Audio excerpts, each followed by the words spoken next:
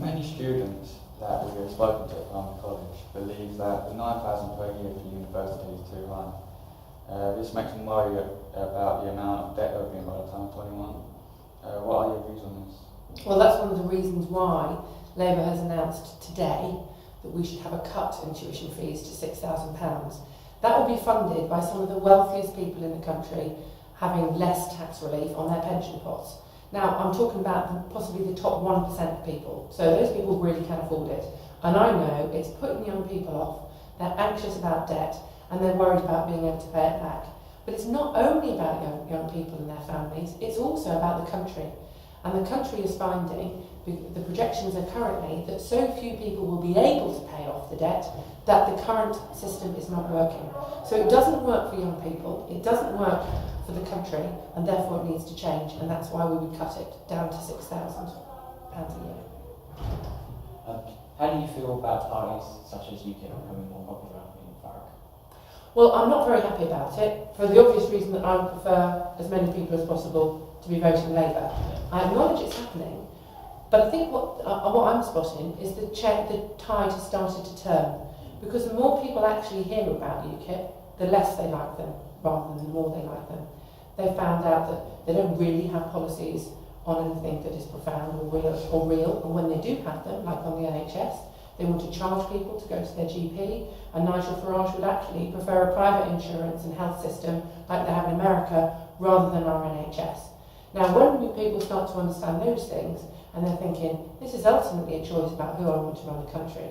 Do I really want to have the country even influenced by UKIP MPs, or do we want a country and a government that is making things work for working people, and indeed young people who want to be able to work hard and get on, like the Labour Party?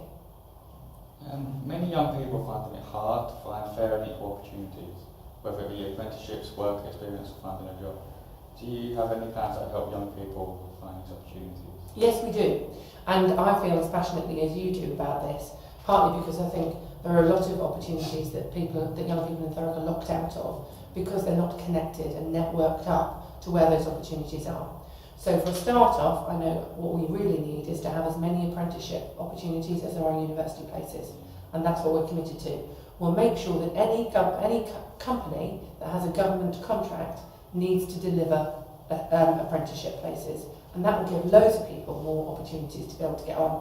They need to be quality apprenticeships too. Now, when it comes to work experience, that's partly about making sure that we're getting the young people and the businesses together.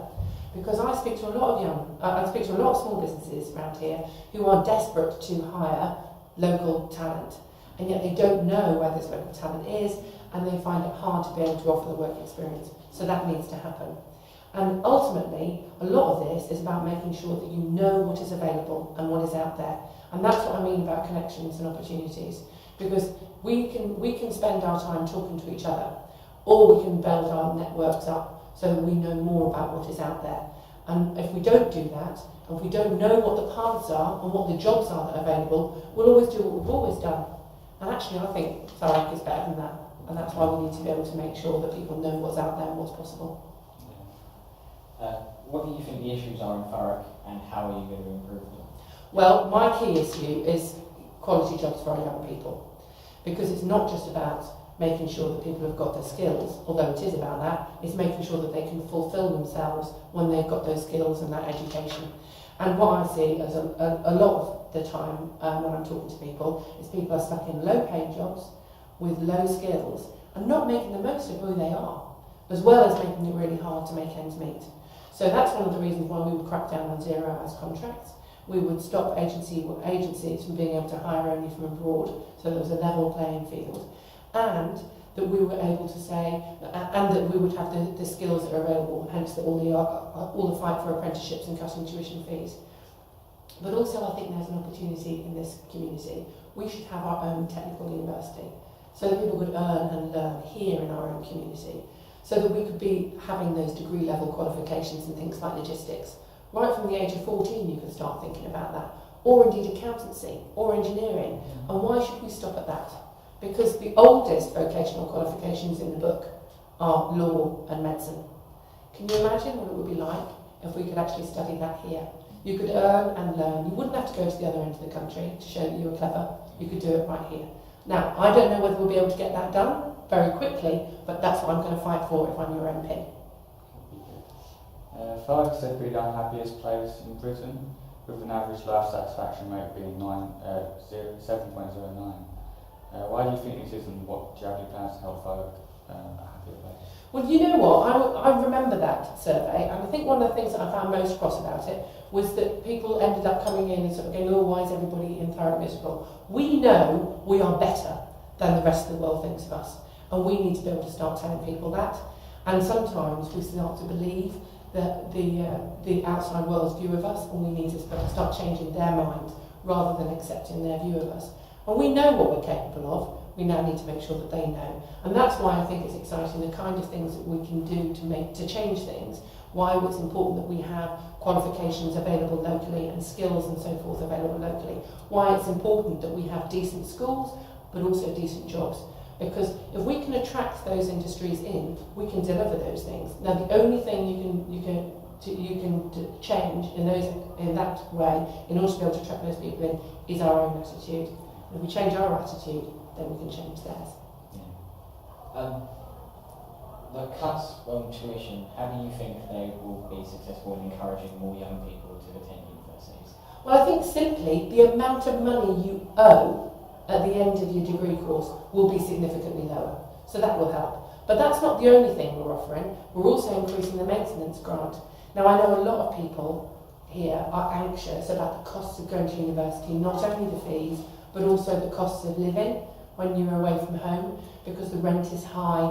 Before you know it, when you're even in university accommodation, the rent and the costs can be high. And when your mum has been managing to budget for you in your own home with your own bills, and then suddenly it's all an extra cost, that can feel worrying. So increasing the maintenance grant is also important for the poorest students. And we need to make sure that not only does it work for those families, but it works for the country. So we're not ending up having to write off loads of debt because people have never been able to earn enough. But the people who can earn enough, who do earn enough, pay it back. Because that's a reasonable thing to do. We all benefit from more people with degrees, but the people who benefit particularly are the people with degrees. So make sure, particularly when they get well-paid jobs, they can pay back some of their contribution. And a lot of politicians say they haven't had much work experience outside politics. Do you think you fit into this category?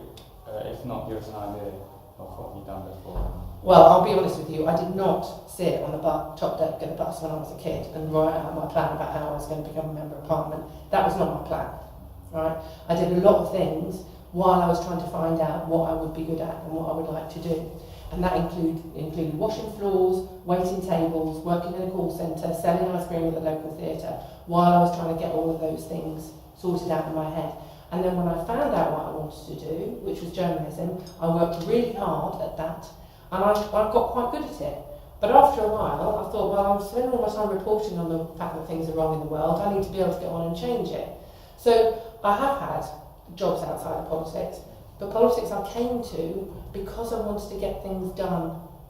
And ultimately, it's not the only way to get things done, but it is one way. And if you think you've got the skills for it, you think you've got the commitment and determination for it, I think ultimately people need people in politics who believe in something and who have got experience and have seen the world a little bit. We'd like to conclude the interview. Thank you for your time. We appreciate it. Thank you very much, Louis. Thank you, Josh.